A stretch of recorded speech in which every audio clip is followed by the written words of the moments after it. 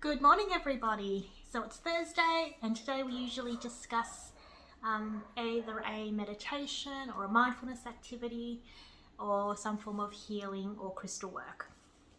So today I thought, seeing as we are entering into that, well, here in the Southern Hemisphere anyway, that dark time of year with the winter months coming in ahead of us, it is May, so we're in those last few weeks of autumn as we head into winter, and seeing as we've just celebrated Samhain, or the Southern Hemisphere's Halloween, and it was great, as we discussed last week, a great time of year for ancestral work. So as we're heading into the winter months, it's also a really great time of year to do either shadow work or inner child work.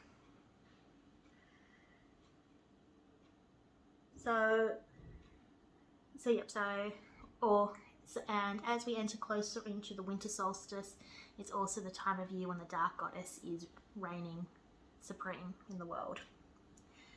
Now, I will say straight up that this work is not for the faint-hearted, and if you do want to do this work, please make sure you have the parameters and protections in place.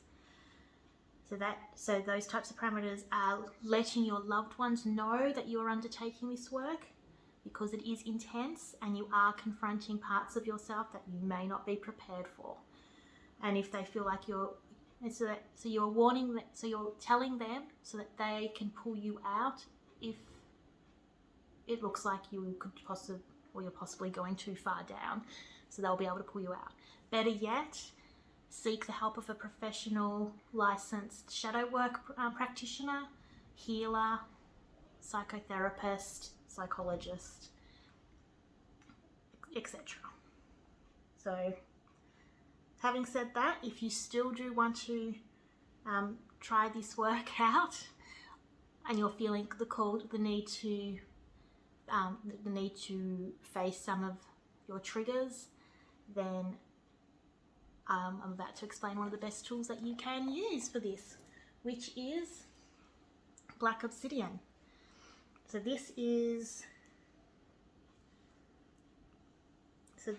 black obsidian is probably the best tool known to us healers in relation to shadow work. It's the ultimate stone to help you confront your shadow self and to enter into the realm of darkness. The black obsidian's energy will help take you on that deep-rooted journey into the underworld, or into your shadow self. It has the ability to draw out of you your most deepest, darkest insecurities. Now, this experience can be frightening, and if you're not ready for it, please make sure you're ready for it before you do this work. As mentioned, it is intense work, and it is not for the faint-hearted. But having said that, shadow work is perhaps one of the most transformative journeys you can undertake in your life. Now, as we do live in a world of polarity, light and darkness, sun and moon, feminine and masculine, etc., to help even out the balance of the dark intensity and density of the black obsidian, you can pair it with the lighter, more delicate, not so much more delicate, but the lighter, more compassionate selenite. Selenite does link directly to the crown chakra and as such to divinity, whereas black obsidian is connected to our root chakras and as such is more closely aligned with Mother Earth and the underworld. So when we're talking polarities, divinity, underworld, and so that then the two can balance you out.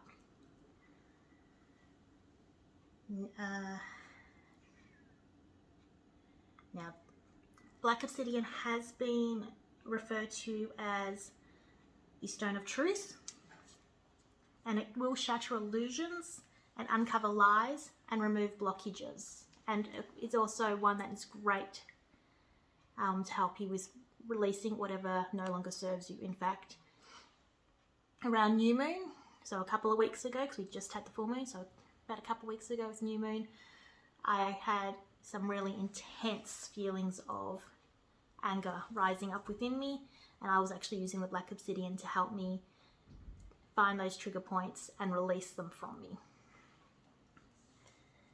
So how do we actually use this stone, and how do we actually do this work? So throughout the day, actually take note of any time you're being triggered, and note it down. So, and as you note it down, also note down how you feel in that moment, how you reacted, if this is a repeated pattern that you do, and what you were thinking as well. Now, once you have all this noted down, you then can actually go and find the core wound. So the best way that I found with doing this is by using either the black obsidian here as a sphere or as a palm stone, so one or the other.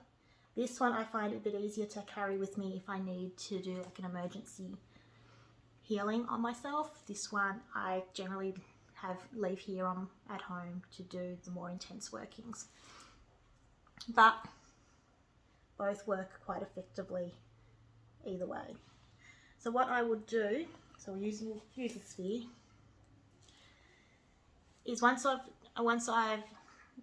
you note down your trigger points, you've noticed you've been triggered, and you've noted down how you felt, what you're thinking, how you reacted. You've taken some thought as to whether you've done this type of behavior before and you've repeated it, and you're now ready to try and find what that core wound is within you. So what you can do is you go into meditation with the obsidian. So similar to how I've shown some of the other meditations with crystals, you will actually ask the obsidian to help you locate that core wound. And black obsidian is actually really good when it comes to this type of meditation, because I don't know whether you can see in the video, but it's actually quite a reflective surface. So you're effectively looking at yourself in the crystal. So as you ask the crystal to help you locate the core wound, you're also asking yourself to help you locate that core wound within you. And then from there, once you find that core wound, and it's typically linked to some sort of childhood trauma, it can be linked to something that's happened in an adult life, but typically speaking, it will be something that has occurred in childhood that's created that trigger and created that pattern of behavior. You then ask the black obsidian to help you release it.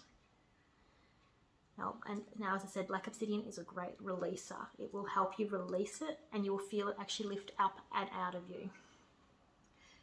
And then, while you're asking it to help you release it, you can also ask the black obsidian to remove all toxicity and all negative patterns that's making this behavior occur, and as well as then asking it to offer you protections against the negativity as well. So basically, like I said, what you'll do is in the palm of your hand, and there's no time parameters for how long this can take. I've had, over the years, I've had some that I've found fairly quickly within, 10, 15, 20 minutes, but others, it's taken days of meditation to find the core wound. So it is something. So there is no time parameters for it, and unfortunately each person will work at their own pace in regards to this type of work.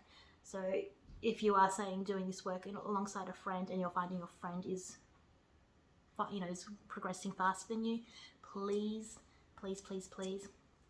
don't think you're not doing something right. It's just sometimes it does just take longer. So holding the crystal in the palm of your hands and gazing directly into it, you would ask the crystal to help you locate the core wound, and then once you've located it, to remove it from you, as well as the toxicity, or to release it from you, I should say, as well as the toxicity. and then to protect you from any further negativity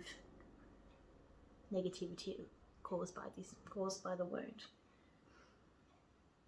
Now, the one thing I will say is black obsidian can leave you feeling quite raw after its use, especially because you are releasing those triggering patterns within you. So that is where the selenite or even rose quartz can come in really handy afterwards. So once you're finished releasing everything, and don't be surprised if you end up in tears, in a ball of tears on the floor. It's part of the process. Honor it, respect it, and be compassionate to yourself. So then what I would suggest is then working with the selenite afterwards, just to help bring that compassionate light, divine light back into you, and it will also help to just center you back. Like I said, polarity, light and darkness. You spend too long in the darkness, it will warp you. Spend too much in the light, you'll fly off with the fairies. So by working with both, you will. So by first releasing, and then after the release, working with the selenite to bring in that compassionate divine love, you will then be able to recenter yourself, and you'll find that you are a new transformed person, which is exactly what we want. And that those former behaviors that were affecting you in your day-to-day life, they're no longer that affecting you in that same way. You're no longer being triggered by those patterns of behavior, which is exactly what we want. We want to be able to integrate that into ourselves, heal it, and then move on. So yeah, so that is just a little bit of how I work with the black obsidian in regards to shadow work. And yeah, so if you've got any more questions, please comment down below, let me know. And yeah, let me know if there's anything in particular that you would like me to discuss. And we'll chat soon. Bye.